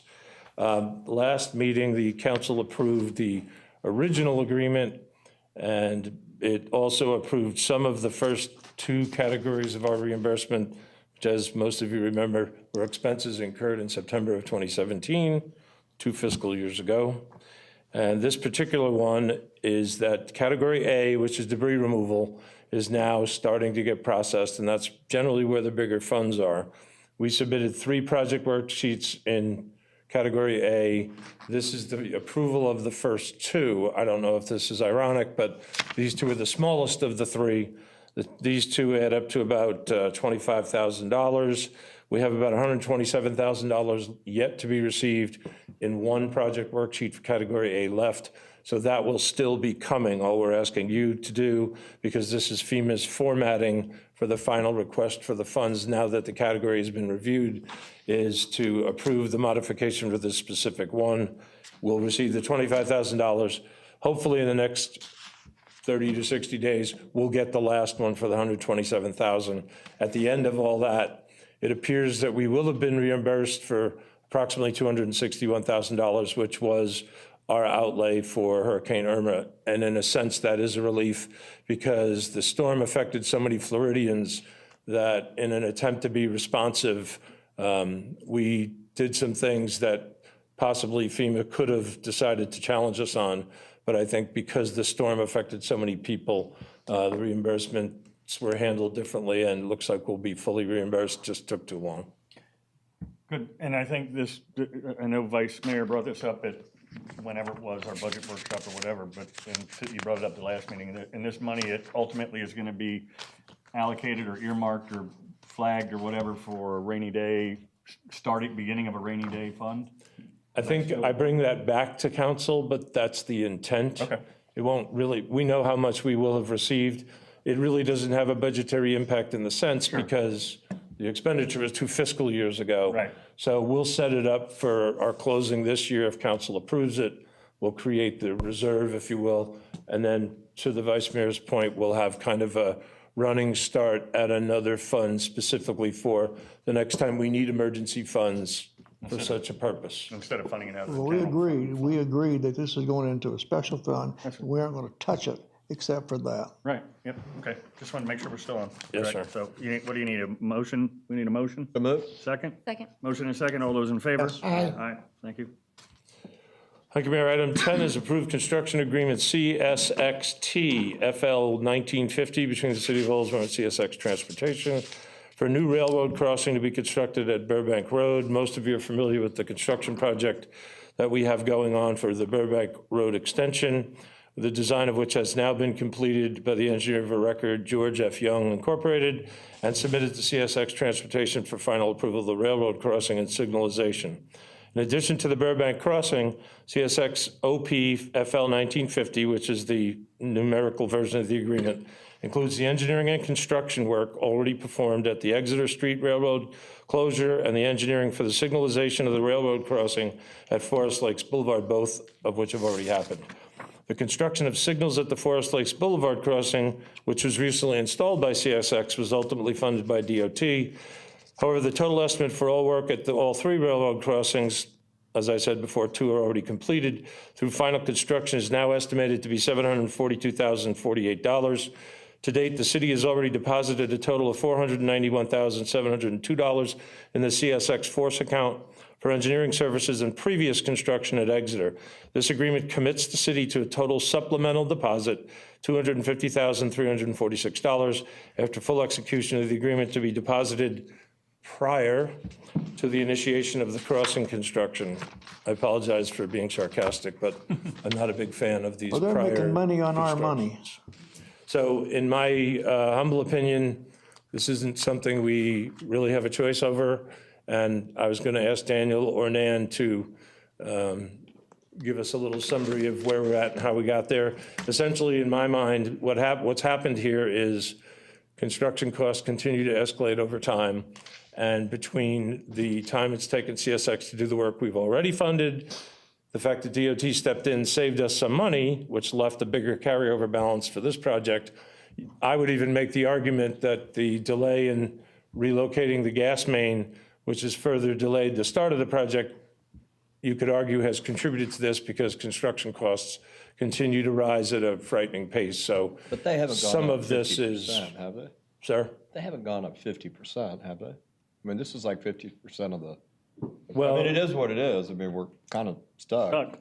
Yeah, I don't know that. Stuck on the track. I guess I'm questioning where 50% is coming from, but bottom line is they're telling us that we actually saved some money, and that the money that was originally scheduled to be used at Forest Lakes, DOT picked it up because once we got their attention, they realized that was part of something they wanted to do. So some of that carried over. The bottom line simply is that now that they've got around to a real construction estimate, now that we're close to actually sinking a shovel, it's gone up again. And our special reward is we get to prepay it. What was the original money we put in? Because it was, the reason like almost supposed to. 50%, it was almost like $500,000. It was, yeah, it was, we pre-funded in two pieces, a total of $490,000. So it's an additional. It's an additional Right. 250, it's so I would say a increase of third, but I see your 50%, point, right? yeah. I mean, am I wrong? On the way. Do we have any, I'm sorry, I know they're gonna give an update, but can you also give kind of an update on where we're at on the easement? When you anticipate that might, because that's probably gonna end up, unless we get lucky with the $10. Costing us? Otherwise, it I'm could be pulling for the another $10. 100. Daniel had some conversation today with DOT, and he might be able to weigh in on that, but I don't think we're definitively, I'm just I don't know we curious. know that number yet. Well, how about when do we, if nothing else, have an estimate when we will know? I mean, this is like a railroad crossing from hell. Yeah. I mean, so. Nan Bennett, Public Works Director. I want to let Daniel speak to this directly. He's the project manager for the project, Daniel Simpson, the city engineer, and he's the front line, so he has the best direct answers. So I'm going to let him speak to this primarily. Hard to argue with. I was just going to say, it's That's kind of great. hard to Just looks at you argue. like, Yeah. okay, whatever. Daniel's like, yeah, great, I'm the project manager. You guys just talked about how much it's gone up over past budget. Go ahead, I want Daniel. to reiterate, I inherited the project when I got here. He's like, I would have never done that. I mean, we can't blame you now? Good government's all about good scapegoat, you know, so. No, so we, Ask Bruce. okay, about the easement, working on negotiating that. Tell them the range. Tell them your offer and tell them what they understand. Yeah, I offered $10. They said they need a appraisal. So we got the appraisal. The appraisal came back as $54,000. They somehow interpreted my giving them the appraisal as our offer. I've made it clear that that was not an offer because I can't offer that amount of money. So $54,000 would be the maximum the easement would cost, but we're still in that process of clarifying the The easement. bottom end would be $10. Yes. Well, and to that point, though, precedent has been set in other jurisdictions of a $10 easement. Well, That's why. and apparently that $10 easement, from what I learned today, was a placeholder, and that the actual amount is something different. Now, I'm gonna find out what that amount was. But with that said, the easement is almost complete on their end for staff review, and the cost is being negotiated. I believe it's ridiculous that we're having to pay anything, because it wasn't in the original stipulation of parties agreement, which is the agreement that is how we're closing these different crossings and opening this crossing. That overall agreement spoke nothing of an easement at all, let alone paying for one. Yeah, because we gave up 2 crossings for the one, correct? Yes. And so we're giving up the easement we had in 2 different places. No, Therefore, they should reduce the well, one of price. them's here and one of them's in Hillsborough County. Oh, was it? I didn't realize. Yeah, I think is it that one over on Line Bob by the? Near racetrack, Yeah, that's I don't know exactly where Yeah, it is. somewhere. right. We There's gave one- up one anyhow. Why are whatever they it is. asking for money for, Because it's an easement, and they can. Anyhow. dumb? I haven't agreed to it. Obviously, I wouldn't agree to $54,000 without council approval. Right. But Bottom line That's is, probably a good move. you have the potential That's good for to know. another nasty That's- surprise. Yeah. Yeah, We're not totally done. Right. This needs to be paid in order for them to construct the crossing. We might end up having to pay some sum from either part of that range for the final part about the easement before we could say we're To really done. CSX? Yes, sir. It's just somewhat frustrating that we wind up having to pay all these parties for a gas line that Shouldn't be where it was. shouldn't have been where it was, that needed to be relocated anyway. If it was worth it, I would suggest we sued them. Yeah. So to just give a recap of the overall project, we have plans, we have a construction engineering inspection on contract in place. We have almost moved all of the utilities that would be in the way. They will be moved before we start the project, but all of the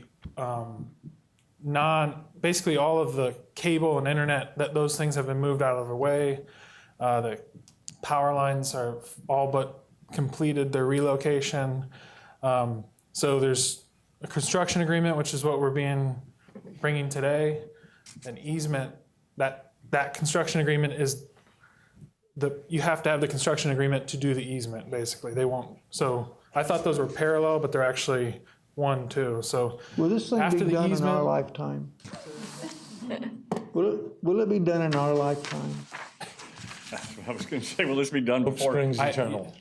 before Eric is term limited as mayor? Do you I think? it'll cannot be make done? any commitment. I just am trying to drive each step as fast as I can. No, That's all I can do. this isn't your guys' Not- fault. It's not your fault. It's not your fault. We know. We're just. No, But But do we have CSX any kind of This has been guesstimate? going on for I mean, from the 15 time that we years. fund? No. The agreement for the original stipulation agreement was 3 years ago. Yeah. We waited for Exeter to close. We waited for the crossing, the 6 arms to be put at Forest Lakes. Sorry.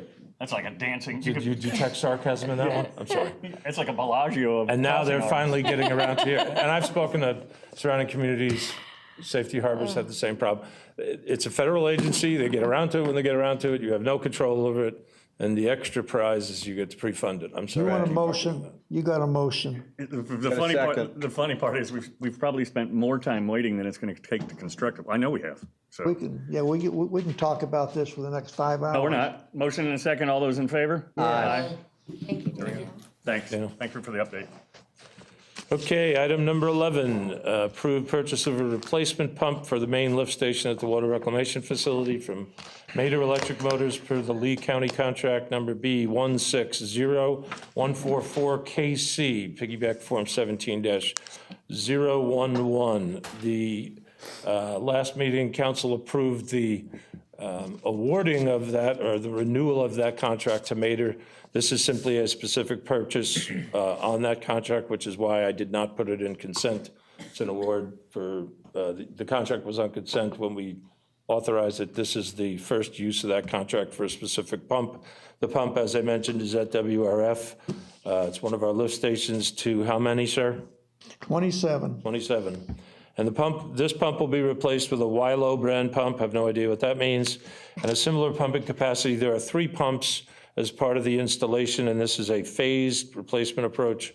The funding is $30,766.67, and the funding is found in General Ledger's Fund 401-144-535, 60-6350, with a not-to-exceed maximum of $40,000. Staff recommends approval. I just like the fact that it's Mater. Isn't that the name of the tow truck in the animated show Cars? Wasn't that the name of the tow truck? Mater? It wasn't spelled that way. I don't care how it's spelled. It sounded the same. It's still Mater, though. That's pretty cool. Mator, I think it was. Way to know your animation movies. There you go. I have no idea what you two are talking about. My grandsons watch it. Oh, yeah, Cars, yeah. Enough said. You can tell we love kids. You like a motion? I need a motion. So moved. Second. Motion and a second. You girls can sort that out. I don't know who was what. All those in favor? Aye. Aye. Yes. Okay, good, thank you. Thank you, Mayor. Item 12 is approve the co-sponsored special event application fee waiver request for the American Cancer Society Zombie Shuffle to be held from 8:30 to 11 a.m. on February 9th, 2019 at the Oldsmar Sports Complex and the Oldsmar Trail. The amount of the waiver request is $350. This waiver will eliminate all event costs except electricity in the amount of $50. The staff recommends approval. I'm just curious, and I don't know how this is. I mean, is there a way that we could have such a process? I know we did that with waiving because they were nonprofits. That was years ago that we did that, so that not everybody and their mother could have asked for waivers. But is there a way that we don't, so this doesn't have to even be before us? The answer to the question is yes, it can be done either by resolution or if you want to include it in your ordinance, your code book, you could do that I mean, I as guess well. it's fine that we know that we're doing it, and now we get that tabulated sheet like we got last year where lost revenue by waiving of fees and things like that. It just seems like a cumbersome process to put. Do we let that Tom,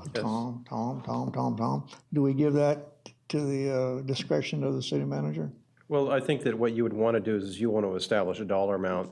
If he made a determination or staff made a determination, it doesn't exceed $500, for example, that the city manager would have authority to make these decisions without having come to Could you bring council. us a resolution? Well, I don't know. I'd like to have the concurrence of the council. It seemed, that should be something that, that could be handled outside of here. I don't know. I like knowing what it is we're waiving. To that point, you know? I do, unless maybe we put in there that a fee was waived and it, I don't know. I agree with Eric. I like it too because it also announces what's going on in the It city. was just an idea. I know. Wasn't a bad one there. Yeah, it wasn't bad. That's fine, I like it. I mean, it's still nice that we know what the events are, but anyway. All right, need a motion? So moved. Second. Motion and a second, all those in favor? Yes. Aye for zombies. Zombies. We got zombies and Mater tonight, so I'm happy. Anything else? Thank you. All right, city clerk. I don't have anything tonight, but I'm glad Kathy's here. We're glad Kathy's back. She's glad to be back. We love Kathy. We love Kathy. She's over here sitting right now thinking about the meeting she just sat through going, really, I'm back. Yeah, she goes, man, this thing is dragging on and on and on. She loves it. City council comments. We will start with Councilmember Beaverland. Thank you for who you are. No way. Okay. Councilmember McGee. Happy New Year to Yeah. everyone. I was on a trip recently, and I thought I would just share a few things because although it was a wonderful trip, I always enjoy seeing what other cities do or other cultures have across the world. Cultural relevance. Exactly. And one of the things I found really interesting was one night I was having a beverage, and the straw was made of pasta, and it was ice, so the pasta didn't get soft or anything. It was a really thick noodle with a hole in the center, and that was the straw. And I thought, and at first they said, does anyone have a gluten allergy? And I thought, well, yeah, that could cause a problem for some people. But I thought, and this was in Brazil, of all places, it was a really innovative idea for not only saving trees with paper, but also plastic. Because I know the paper straws really kind of Yeah, give it no, a it was bit- hard the entire time. You couldn't break it. No, but did it give anything to the taste of the No, beverage? nothing. Did you end up eating it? I didn't because it was pretty tough. I I probably would would ate broke a it. tooth. That's But that's a pretty neat I thought idea, that was though. interesting. I've never seen that anywhere. Of course, Dan would eat it. Yeah. Dan would eat it and ask for another It's straw. like, wow, there's a dessert when you're done. Another thing that my mother would love, because she says my niece gives her a $300 water bill with her extended shower lengths, was in the Galapagos in the hotel I stayed in. It wasn't that convenient as an adult, but you had to push a button to turn the water on, and the water only lasted for 8 seconds. And this is in the shower. Oh. And so that way they don't waste, because they said, people running the shower, it's like 50% of your water waste. And so you would push the button, and you have to push a couple times so it would get warm.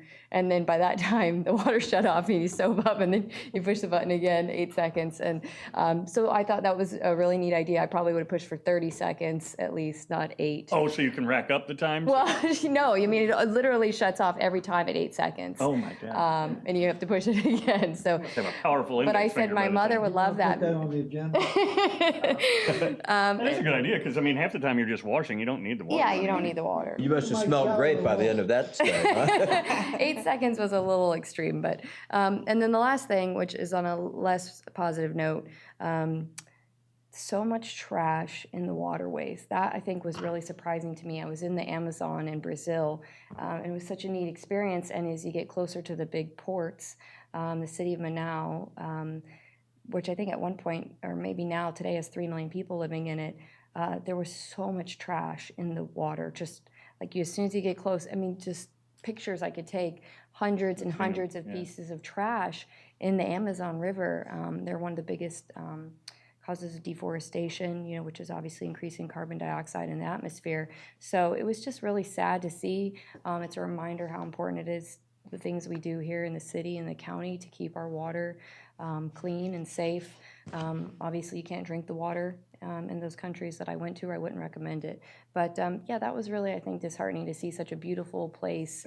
And that's not uncommon around the world. I mean, we are fortunate that we do that. We were talking about it before you got here, that even if we completely cleaned up the way we do things in America, there's so much of it in the rest of the world that is really. And I mean, I think too, we don't maybe necessarily notice it as much in America. You might see it here and there on the beach, but I mean, this was unavoidable. You're just driving by in a boat, and the entire port is just filled with trash. Well, the mayor said it a little while ago. We don't pollute anything. China's polluting everything. Yeah, China's a mess. No matter what we do, they're going to outdo us. Yeah. But so just some Cool. interesting things I thought I I would like share. this noodle. That's pretty That neat. was neat, and it was, obviously the country as a whole it needs to work on their sustainability, but obviously this restaurant, this was something that was the only place I saw it had implemented for their own, just like restaurants here are getting rid of, plastic straws. I thought that was such a neat thing, Well, and I hope to see that come here. Just whip out a noodle and jam it in. Yes. And then eat it. And thank you, and I apologize for missing the meeting, but thank you. Sounds good. Mr. Saraki. I only have a couple things. Welcome back, Kathy. Number one, I missed you. Number two, on Friday, the Suncoast League of Cities is having a legislative roundtable. It's in Largo at the library. Everyone's invited if you want to go. It's at 11:30 to 1:30. It's lunch is going to be served, and Chris Sprouls will be there. Senator, I got Danny Burgess is coming. Ben Diamond, James Grant just bailed out on me a couple hours ago. Chris Letval is coming, Chris Sprouls, and we have Senator Tom Lee coming.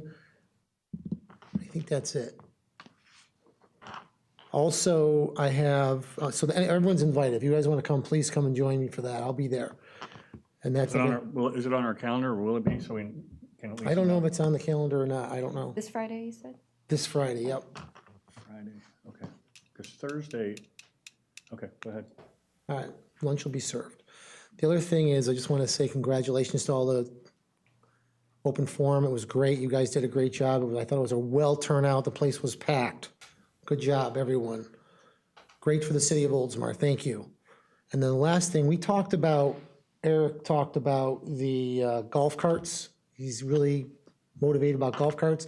Do we want to talk about having golf carts in Harbor Palms? That HOA went defunct back in '71. Palms. Pardon? That's up to Harbor Palms. No, they don't have an They don't HOA have, their anymore. HOA is gone. Well, I think it would be much like Tom Price. Somebody would have to spearhead the effort. Which is a lot of work for, yeah. Somebody out there needs to do that. Somebody would have to spearhead the effort. We're not spearheading it. Okay, okay. Well, because Eric and I mentioned it a couple months ago, we talked about it, we were gonna bring it up, but Well, I mean, if they don't have an HOA, I think we've talked about this before, where I was suggesting that we should try to make most of the city a golf cart friendly community, and we said, well, it should be up to the HOAs. But I mean, it's a perfect example. You don't have an HOA. I mean, the average citizen, Tom's not like the average citizen, is not just going to put a proposal together and say, oh, I'd like to have a golf cart community, and they don't have the time. Yeah. So let's do them all a there are some favor. small HOAs way in the back, I don't know a lot about them, that are still going, operating, but I don't know. I mean, if it's a non-HOA area, then I think. Yeah, I think it's, Area, and Tom put it together, yeah, so.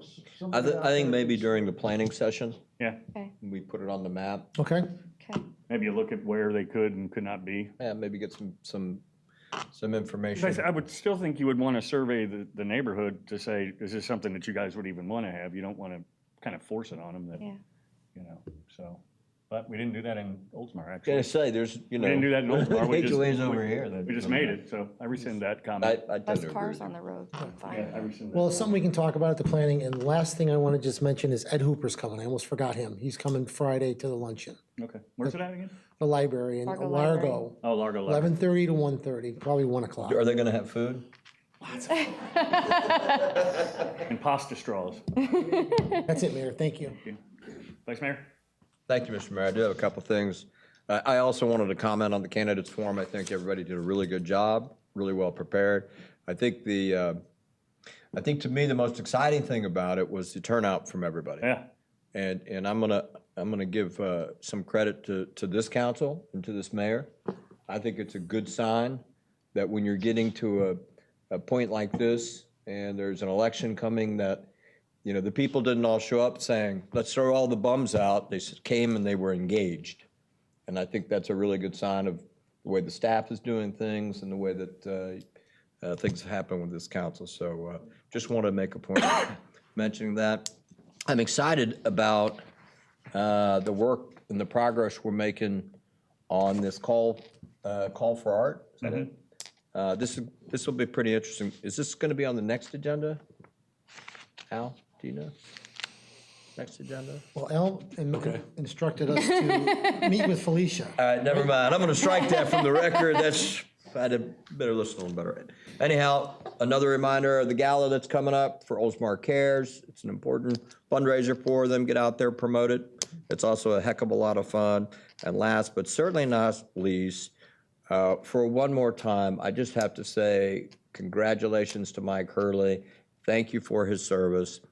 He's been a fixture here in the city for a lot of years and has really put a lot of himself into some of the success that this city's had. So Good. That's all I got. Thank you, Mr. Mayor. Thank you. I don't have much. Welcome back, Kathy. Glad to have you. Tell Steve we all said hi, and thank you for letting me come tonight, you know, so. I'll see if I can go to the thing on Friday. There is a Status of the Bay or whatever it's called Thursday that I'm going to go to. Hopefully it's Mayor Kreisman from St. Petersburg, Mayor Buckhorn from Tampa, and Mayor Kretikos from Clearwater. I may see, you know, kind of get an idea of, because that's kind of a regional thing. Eric and I talked about yesterday going to, what was it called? The legislative update with Representative Grant and Senator Brandis. Of course, they put it at 6 o'clock in Feather Sound. I don't know that any of us wanted to make that drive, but I talked to Al.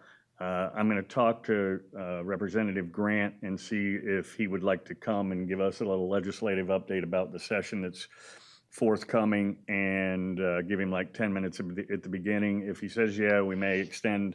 Al may reach out to Matt Spohr at Safety Harbor because Jamie represents them as well, and see if they would like to, you know, come over and hear the status of it. At the mayor's council breakfast, or lunch, I mean, Senator Hooper was our guest speaker at the most recent, this month's, and he seemed to indicate that this may be a worse session than ones even in the past on some degrees because of the incoming House Speaker has, from what I'm being told, and I'm paraphrasing, is, you know, willing to tote the water from the previous Speaker of the House. So on a lot of things. So I think they're going to continue to hammer at home rule and things like that. So a lot of these items don't necessarily affect us as a city, but I think, as a collective state, we need to support those that, that it is going to affect, even though it may not affect us. So hope that's not the case, but at any rate, so I'll reach out to Jamie and see if he would want to come and speak to us and give us a 10-minute update on that. So I don't really have anything else, I don't believe. So anybody, anything? What? I just forwarded the email to you to invite you to luncheon, so if you want. So nice of You're you. welcome. Thank you. Did you send it to me too? Sure. Wait, be selective. What about the whole council? Yeah. Yeah, why not just send it to the whole council? It's much easier. They're gonna have sandwiches, I heard. Yep. Anything else for the good of the cause?